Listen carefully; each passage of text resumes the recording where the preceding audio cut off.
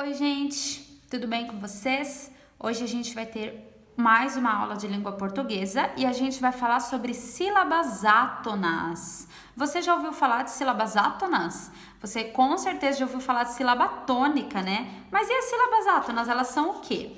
Veja só, as átonas são as sílabas mais fracas das palavras. Então, a sílaba tônica, como você já sabe, é a sílaba mais forte e a átona é a sílaba mais fraca. Vamos ver, por exemplo, aqui na palavra escola. Qual que é a sílaba tônica? A gente tem que chamar a palavra para saber. Escola. Então, a gente sabe que o có é a sílaba tônica, certo? Então, só restaram as sílabas lá e es. Então, a gente sabe que es e lá são as sílabas átonas, porque são as sílabas mais fracas.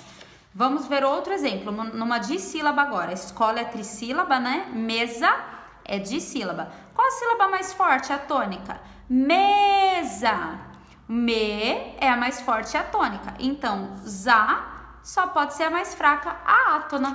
E vamos ver ainda um último exemplo numa palavra polissílaba, que tem 4 sílabas. Bicicleta. Bicicleta. O clé é a sílaba mais forte. Então, o tá, o si e o bi são as sílabas átonas, porque são as sílabas mais fracas da palavra.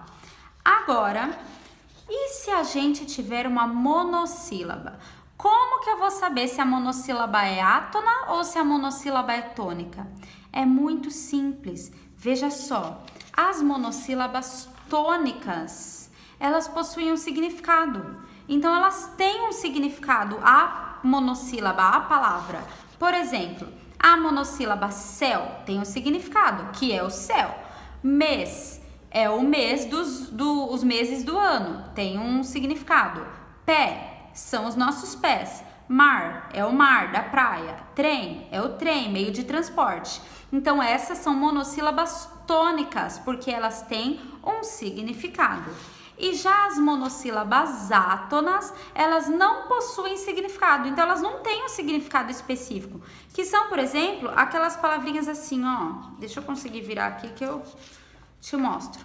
As monossílabas com, de, em, se, a, são aquelas que são usadas para ligar as frases. Elas não têm um significado específico. Então, a gente pode formar, por exemplo, a frase: eu estou com fome. A monossílaba com foi usada, mas ela é átona, porque ela não tem um significado. Eu gosto de sorvete. É uma monossílaba, mas é átona, porque não tem um significado específico. Não tem nada que chama de, nada que chama com. Eu estou em casa.